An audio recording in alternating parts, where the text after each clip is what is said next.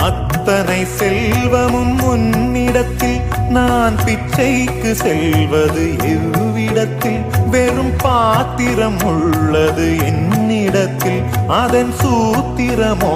அது உன்னிடத்தில் ஒரு முறையா இருமுறையா பல முறை பல பிறப்பெடுக்க வைத்தாய் புதுவினையா பழவினையா